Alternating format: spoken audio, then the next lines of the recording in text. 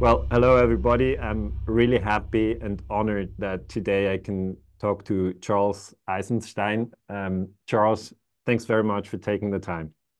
Yeah, Daniel, thanks for having me on.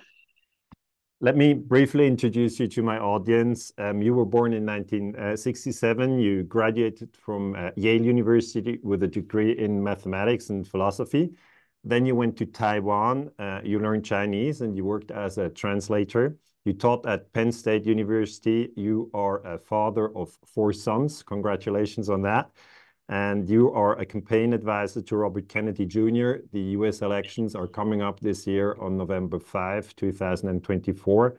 And you've written numerous books. One title which has really struck me is The More Beautiful World Our Hearts Know Is Possible. You're a public speaker, and you very much impressed me when you talked about this topic of separation. So if that's okay with you, I'd like to start with that question. Why have we as human beings arrived at this spot where we think we're separate from each other, whereas the reality is that everything is interconnected? I mean, why are we in this illusion that we're separate? I mean, now we have the Atlantic between you and me, and we think we're two Yeah, different beings. yeah. Well, I wrote a 600-page book on this question. It was called The Ascent of Humanity, which was a little bit of an ironic title, Mm. but tracing the origin of separation. Because at one point in my life, I thought that we had just made some big mistake, that we had made some bad choices. Chosen agriculture, chosen the machine, chosen technology. But eventually, what I came to is that this is an inevitable process, because the illusion of separation draws on technology and the dynamics of a mass society, and then it so it draws on that, and then it contributes to that.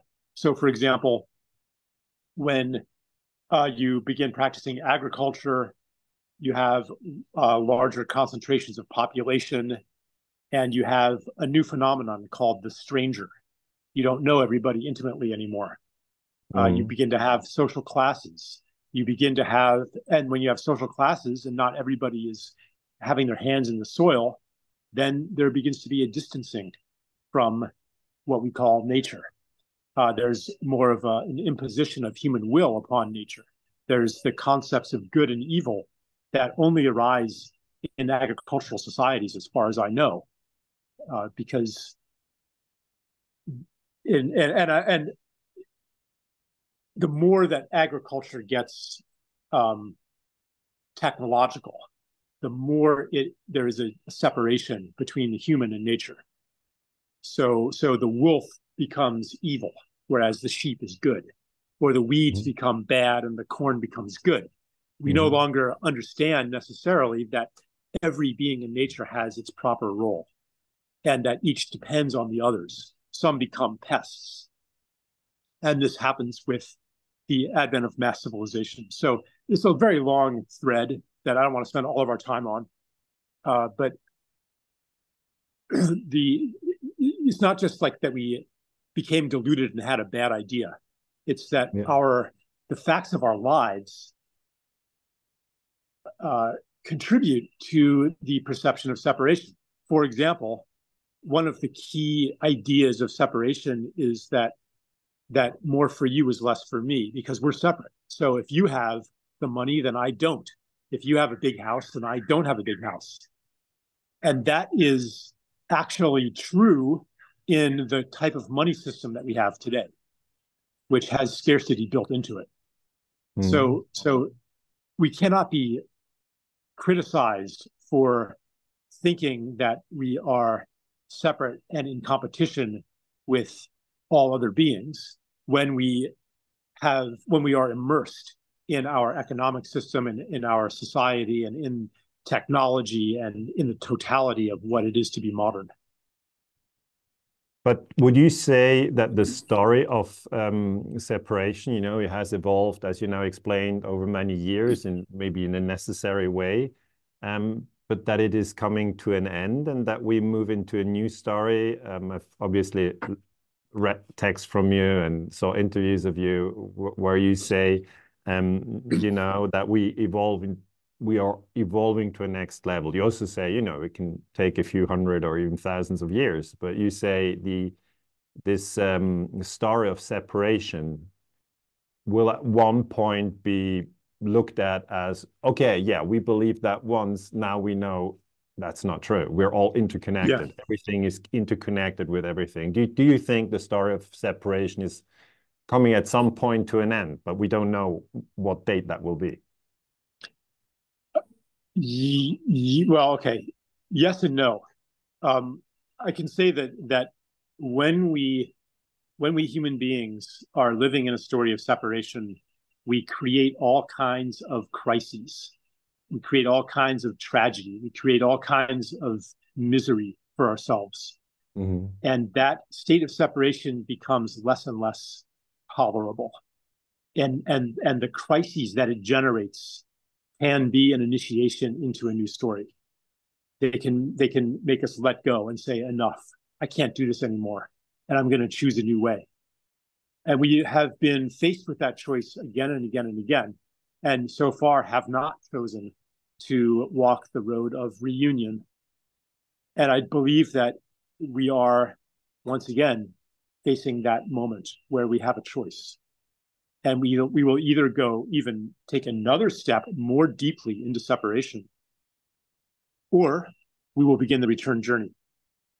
And so it's not that the crisis that separation creates, or the converging crises that separation creates, will automatically deliver us from our delusion and from our misery. But they do give us the opportunity. They are our initiatory moments. It seems that. Yeah. Sorry for interrupting. No, you go ahead. No, it seems that like now, we're speaking in January 2024. We have the war going on in Ukraine, Russia against Ukraine, with NATO involvement, with the war going on in Gaza with Israel and the Palestinians, which is a very complicated conflict. We have ecological destruction. We have poverty. We've such a lot of problems with this with this narrative of the separation, that it seems to me that there are ample opportunities to grow out of it. But if I understand you correctly, it really is an individual choice. Some people make this choice under pressure, as you say, and others don't. It's a collective choice, and our individual choices matter as part of that collective choice. And I would say that each one of us every day actually faces the choice. Right now we have this conflict in Gaza, Yep. Which is driven by vengeance. It's not driven by how can we create lasting peace. There's instead a motive of, it's called justice, but it's actually punishment or revenge, that is driving Israel's bombardment and invasion. And every day, I have sometimes very subtle choices, where I can either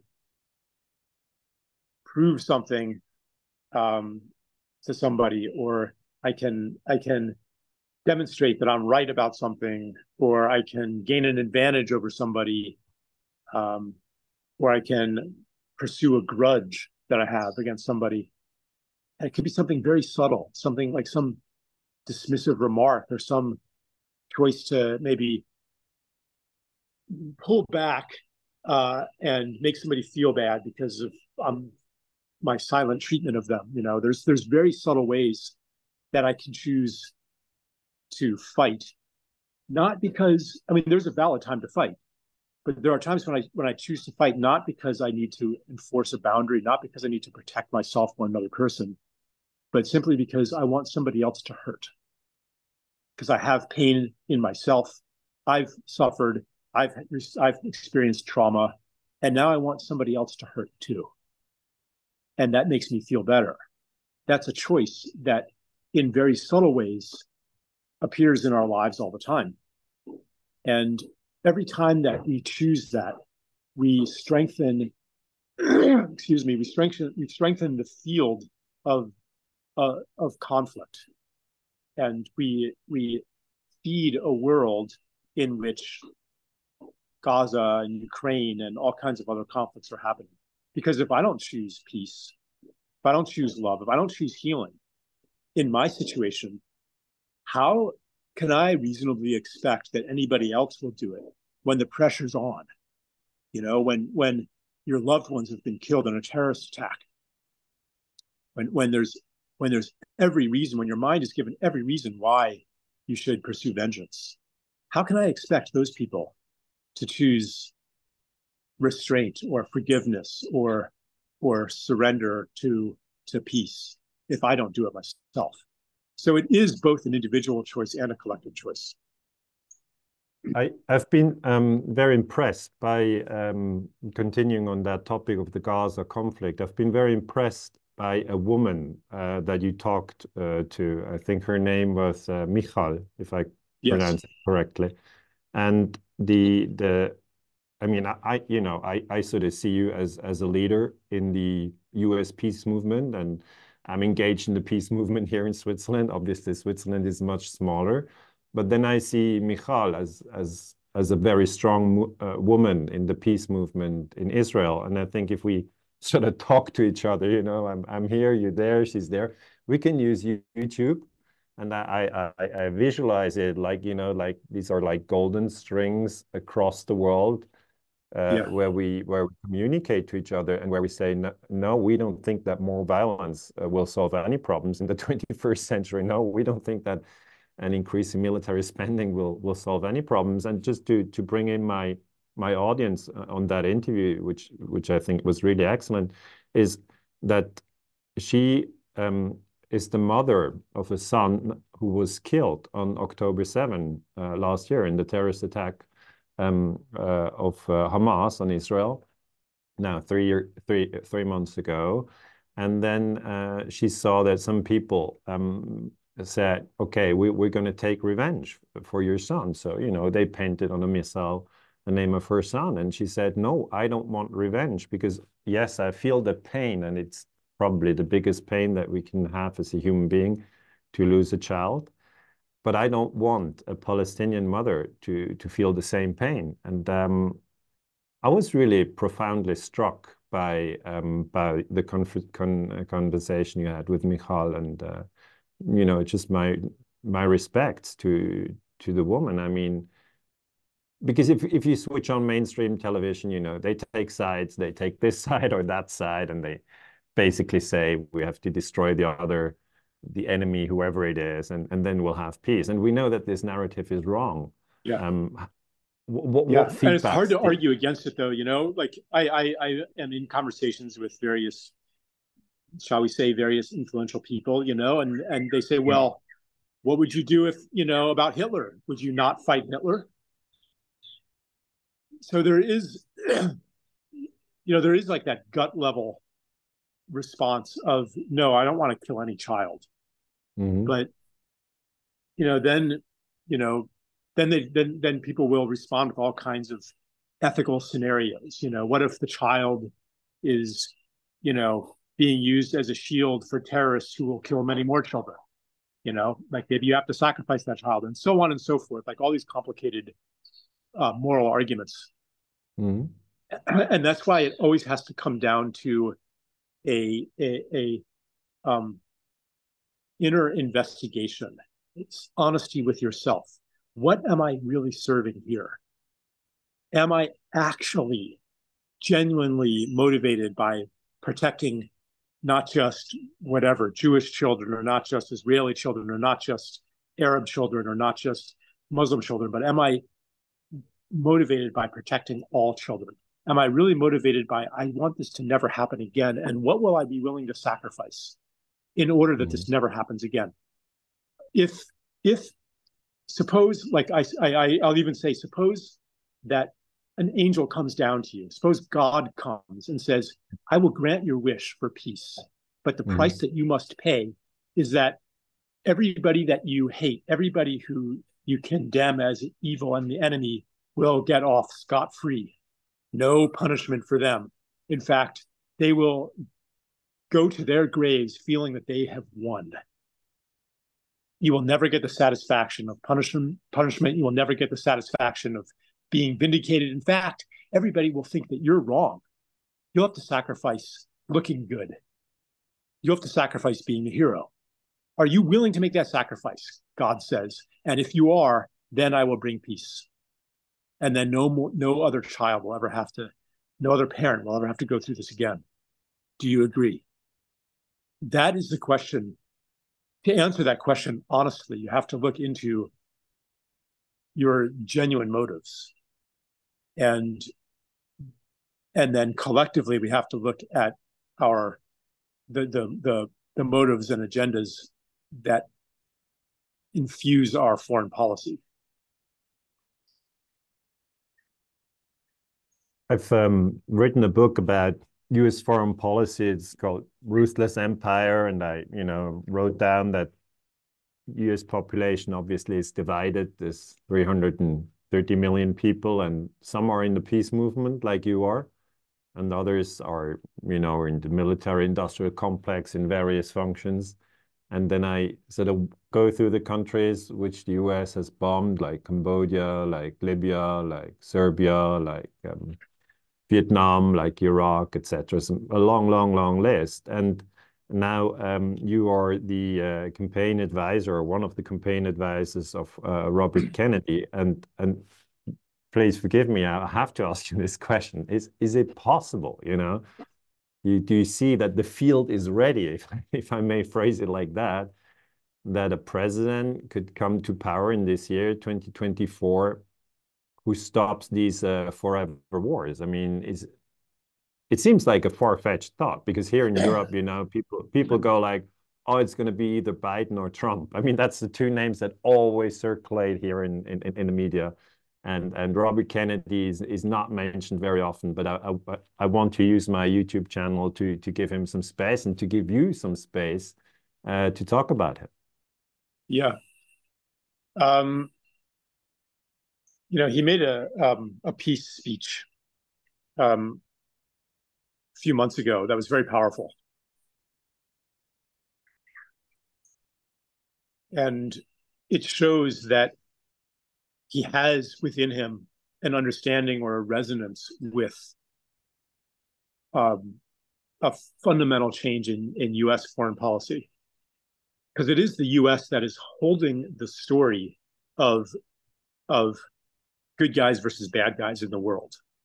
Our country, at least on an institutional level, but also to some extent on a cultural level, we're very invested in being the world's hero.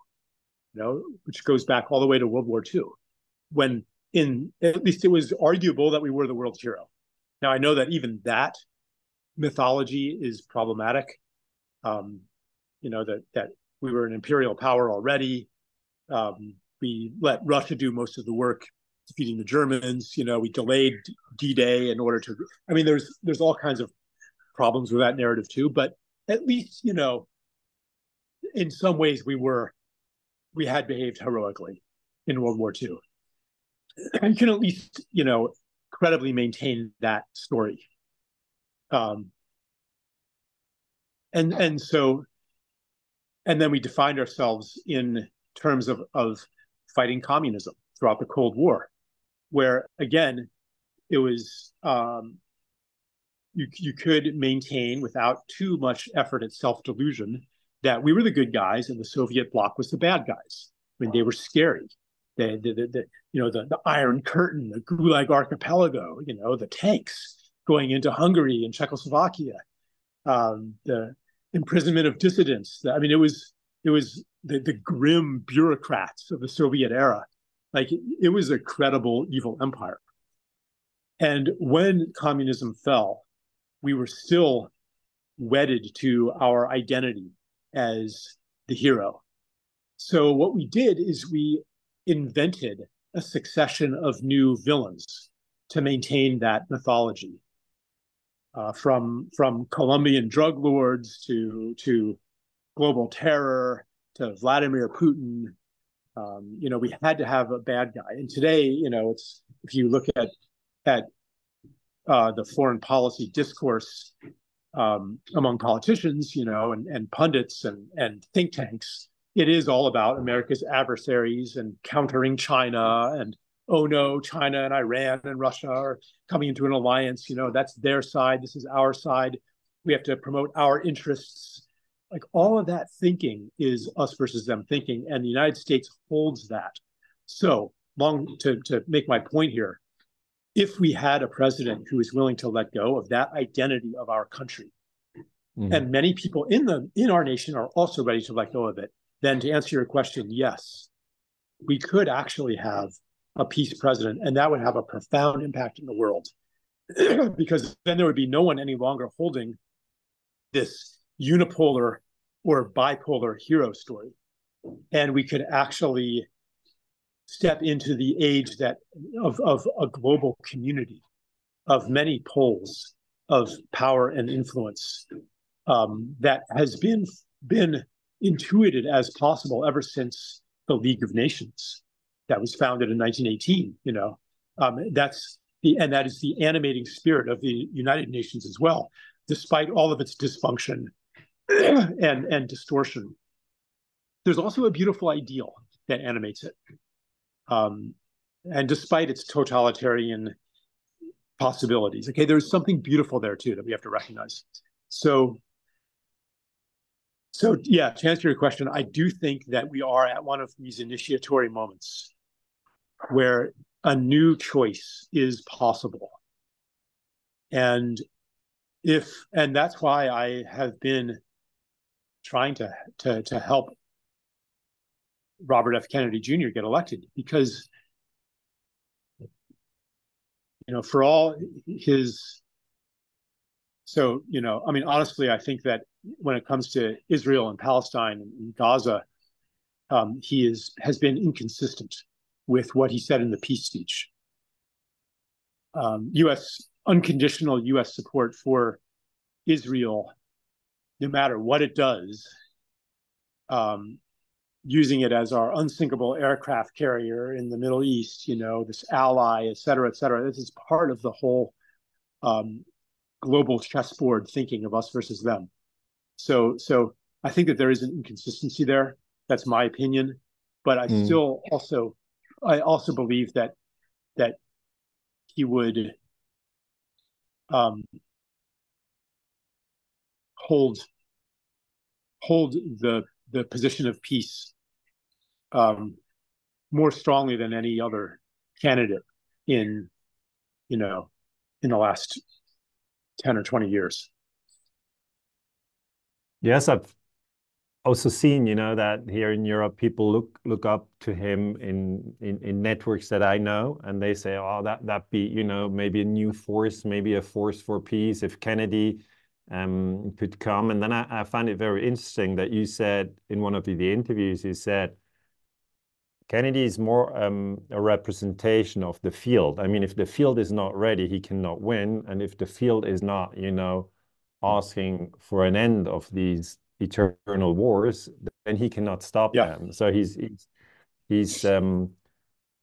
maybe in that case of Gaza and Israel, where he sort of fully backs Israel, he's still in some sort of an old field. I don't know, but maybe we're not ready yet. Yeah, from that point, these are old stories, strong stories, and they have their power. But you say that the US really needs to heal the divide, and you say that's why you are active. Can you talk about this divide? How painful is it really? I mean, because I'm here in Switzerland, we're 8 million people, and obviously I see the war in Ukraine, but I'm not there. I see the war in Gaza, but I'm not there. And I see the presidential election in the US, but I will not vote. So I'm an observer, and I just hope that peace will prevail at one point in human history. I don't know when, but if you speak about this divide, how deep is it? How painful is it in the United States? So this is another aspect of us versus them thinking. It's another aspect of hero identity. What our government has done internationally, we also do to each other domestically, where we diagnose a problem as being caused by those horrible people.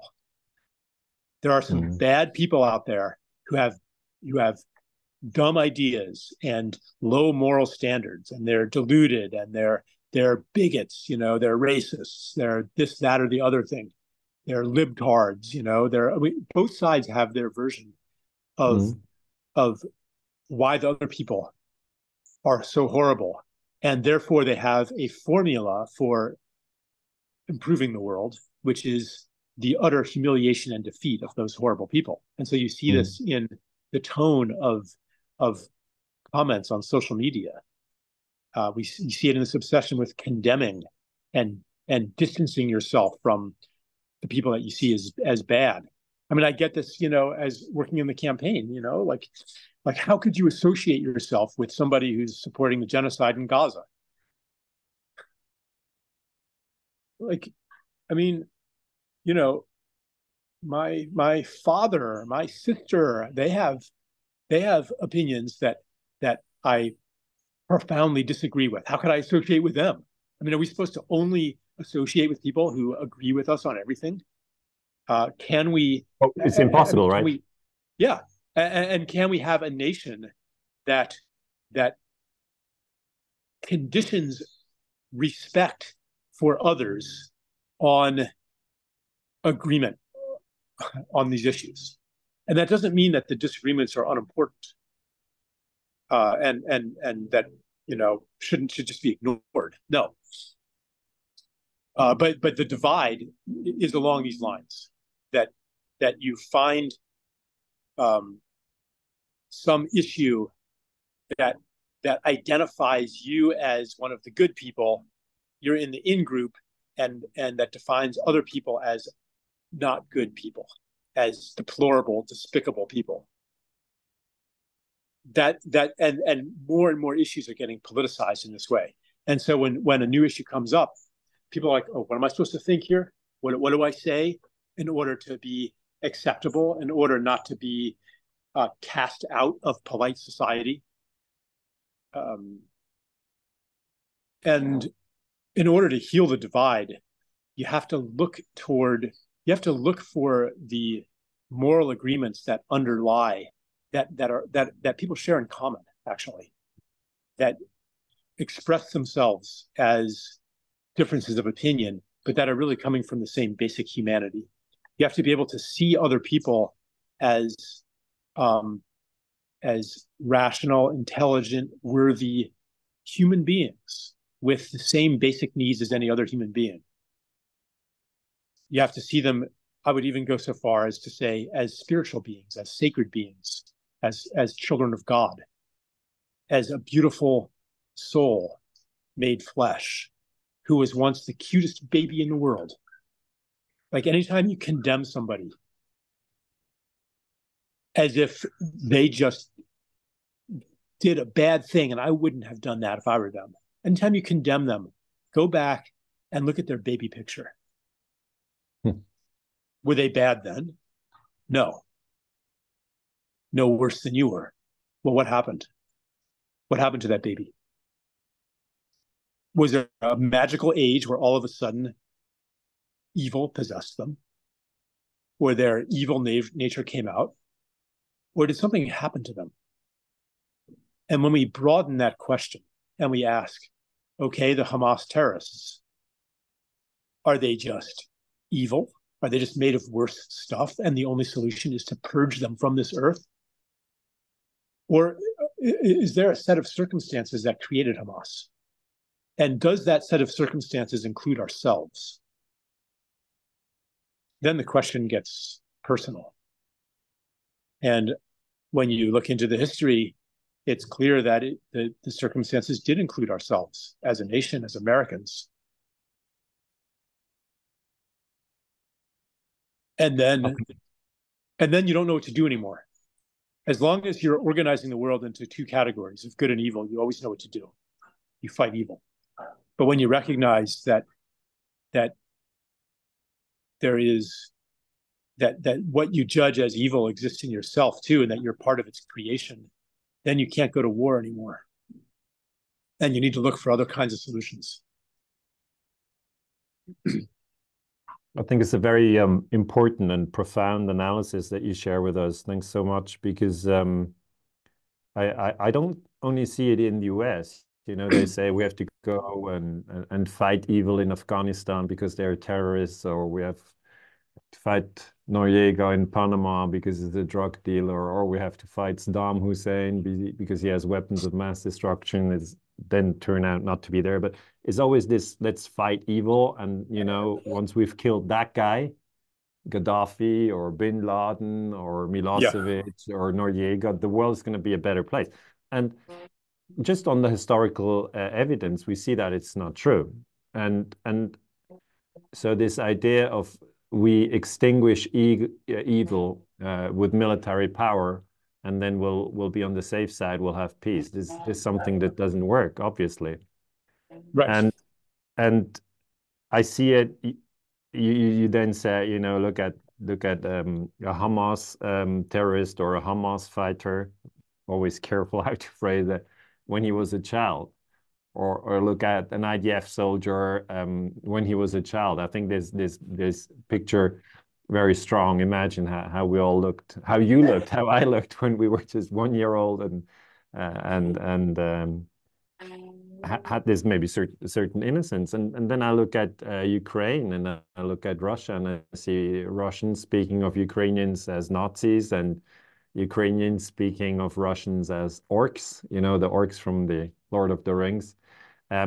So it seems that it's really a pattern which is becoming more and more visible, that before we kill somebody as human beings, we really exclude them out of the human family. We say they're not part of the human family anymore. They've really lost their right to be here. And the sooner we get rid of them, the better. I mean, I think this is a process which is becoming much more obvious, that it's always this, yeah, it's really an expulsion. It's called dehumanization. Dehumanization. You have to make them a little less than human in order to kill them, in order to exploit them, in order to imprison them. It's very hard to do that when you recognize them as a full and equal human being. And you see the dehumanization on all sides. You know, you see it within US politics too. The MAGA voters, the Trump voters, those are dehumanized. They're a lesser version of a human being. And that there are code words that mean lesser human being. You know, they're less educated, you know, or there's all kinds of ways to dehumanize somebody. But the pattern goes way beyond that. My wife is a healer. I guess you could say an energy healer, you know, but you know, people come to her with sometimes very severe medical conditions, and sometimes they, you know, they come out healed, and the doctors have no idea how that happened. Anyway, one time she was treating somebody who she discovered had and this is through her intuitive process. She was like, "Did you get a lot of antibiotics when you were 6 years old?" You know, like, and turns out that that man had been given antibiotics 14 times when he was 6 because he got strep throat 14 times, and then that had driven it into the heart or something like that. You know, Stella had a whole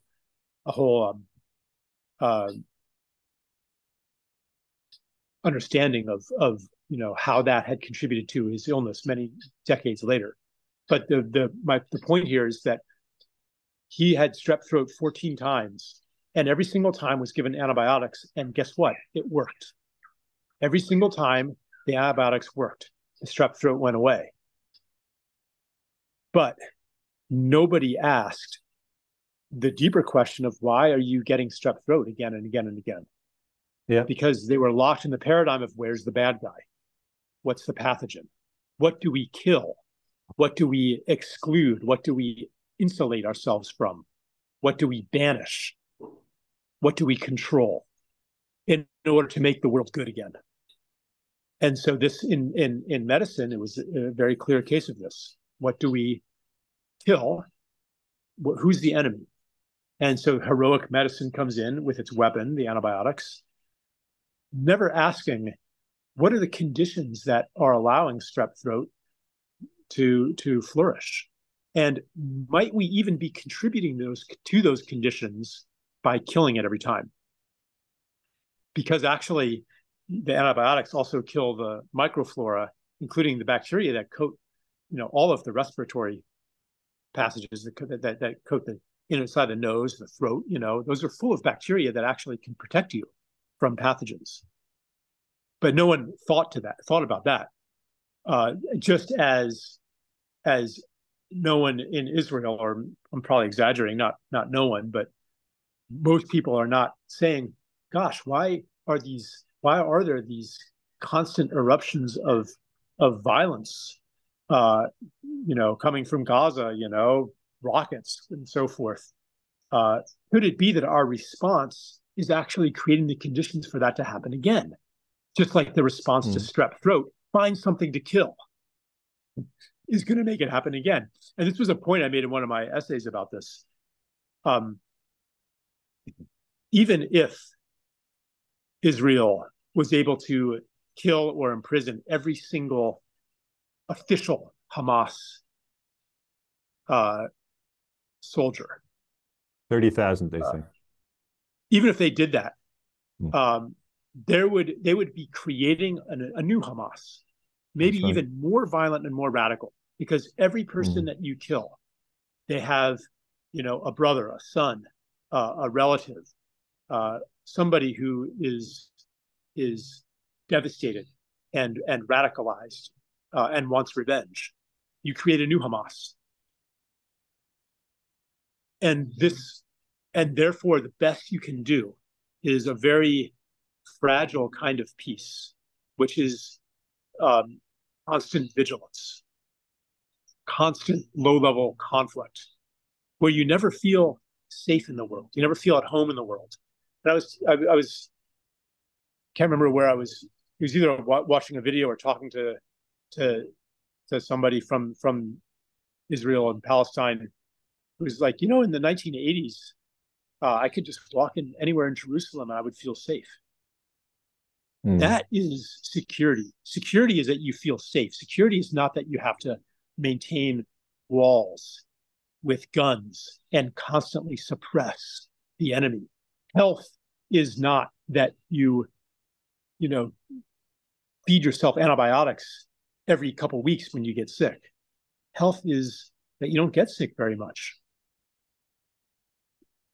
I don't think that so, but to return to an earlier thread, of are we ready? And somebody on another interview, someone asked me, do I think Kennedy will win? And I said that's not actually the most important question. The question is which version of him will win, and that depends on what the field is ready for. And maybe we are not ready. Maybe what's happening in Gaza and what happened in Yemen, which was, also backed by the US, the Saudi war on the Houthis, which was, in terms of sheer numbers, even worse than what's happening in Gaza, much worse. Maybe what it takes for us to wake up is a level of horror and tragedy and anguish and pain that is so undeniable that we say, okay, I don't care about these moral arguments and these justifications anymore. I just want it to stop. What is it going to take for it to stop? I cannot handle this anymore. I cannot tolerate this anymore. maybe that's what it takes. Maybe it takes a whole new round of bloodletting. Right now, there are, constant signs of escalation in the region. The war could expand. U.S. bombing Houthi positions in Yemen, and American politicians calling to bomb Iran, and coming up with all these war scenarios for confronting Iran. And maybe it will take that. Maybe it takes the abject failure of a war to end war, again, put in our face, where we then make a new choice. And maybe, that's if it's inevitable, if this is just going to happen, what do I do if I can't stop it? Well, maybe what I do is I plant the seeds for the post-tragedy awakening. And actually, though, it's not either or. What I've come to is that the things that need to be done to plant those seeds are the same as the things that need to be done to try to stop the carnage. So it could get worse before it gets better. I mean, I'm sure the German philosopher, spiritual leader Eckhart Tolle, right? You know him, I guess. You've probably heard from him. Yeah. Yeah. And he was once, I really like, to listen to him, and he's got a YouTube channel with some almost 2 million people following him. So he's very influential. He left Germany. He's not in Germany anymore. I think he's in Vancouver now. And somebody asked him, Eckhart, is it getting worse or is it getting better? And he said, both at the same time. I mean, I don't know whether he's right on that one or not. I mean, what do we know? It's a complex world. But I see that we're all shocked to see what's happening in Gaza. We're all shocked what happened on October 7. We're all shocked to see what was happening in Ukraine. But then I try to put it into perspective, how many people are actively killing each other. And I said, okay, we're 8 billion people on the planet. So 1% would be 80 million, which is the population of Germany. And then I say all the people involved in the killing in Ukraine or in the killing between Palestinians and Israel is clearly less than 1%.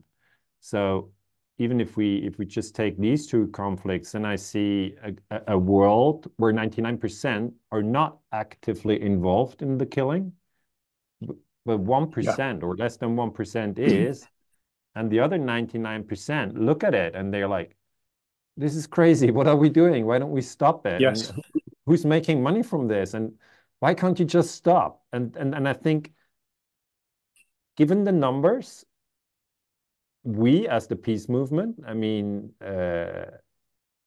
we're actually strong. We're many. There's a lot of us who don't want the killing, independent whether you're Muslim or Jewish or Buddhist or atheist or Christian.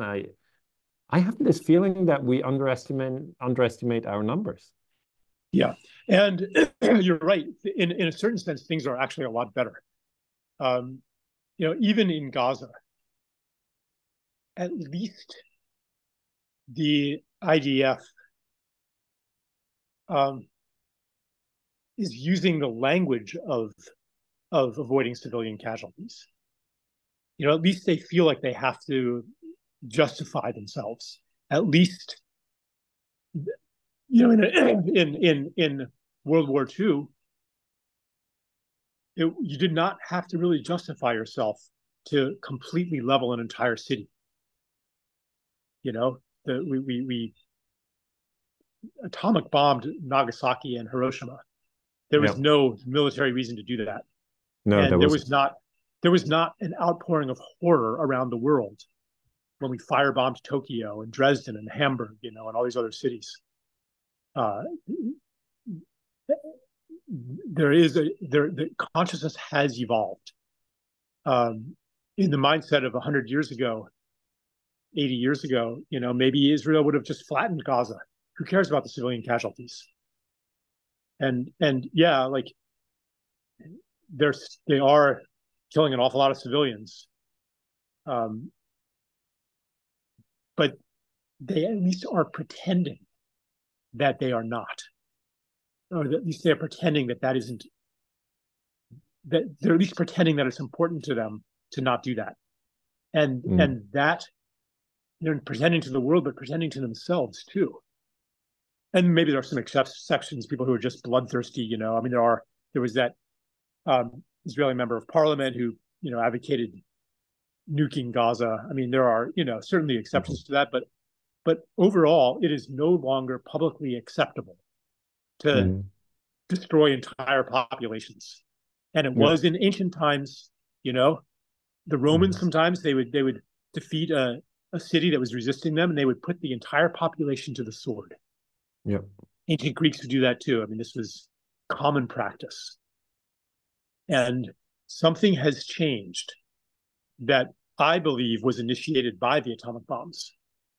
A new movement in the symphony of the human psyche, where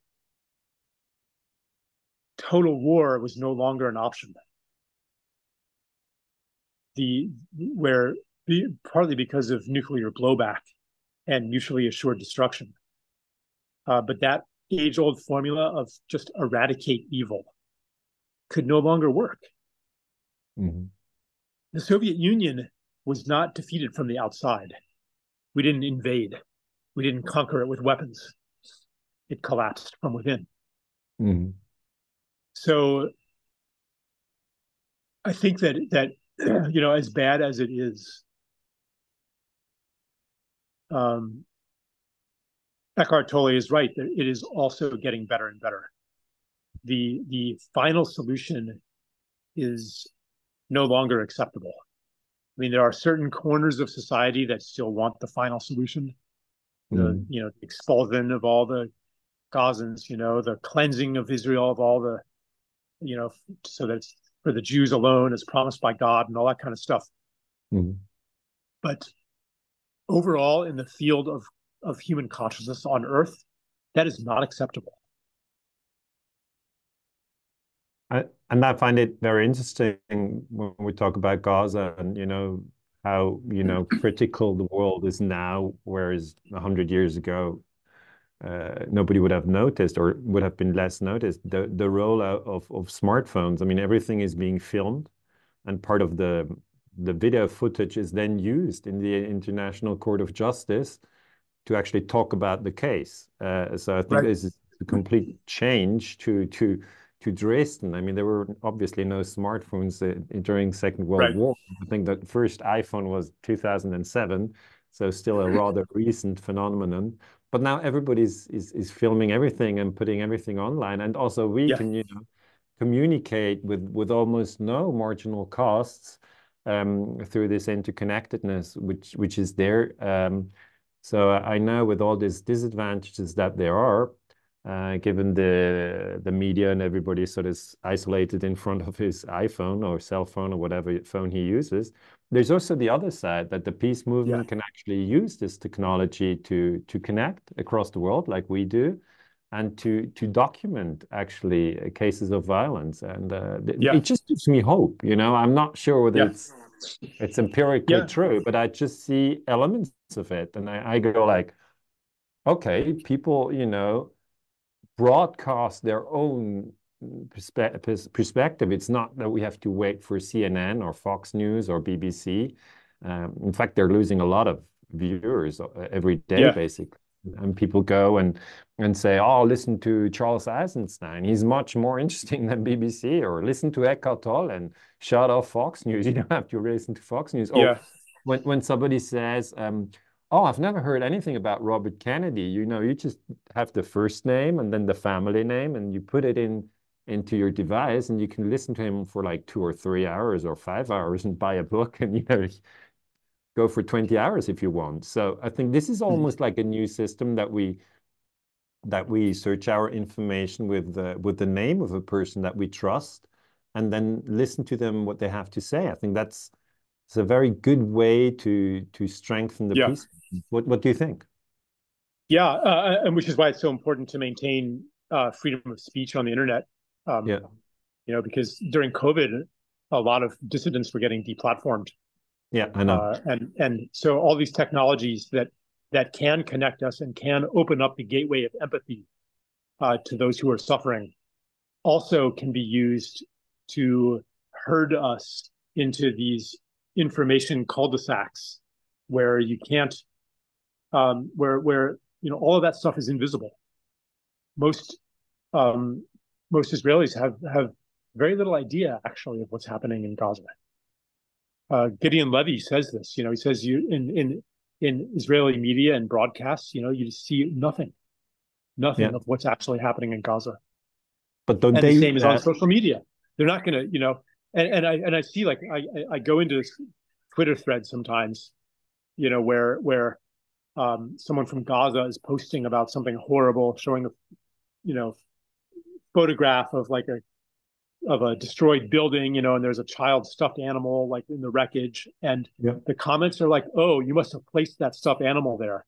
Oh, this is a Photoshop. Oh, if you're really from Gaza, how did you have time to be on the internet?"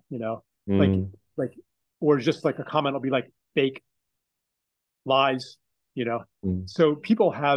So yes, these technologies do have the potential to weave us into a collective organism, to allow us to see what others across the world are seeing and hear what they're hearing, and bring us into a unified mind. They do have this potential. Technology separates, but it can also reunite us. And life always seeks to come back to itself, to come back to wholeness, and can only be kept in separation through constant effort, through constant control. Just like an empty field will burst into weeds and biodiversity unless you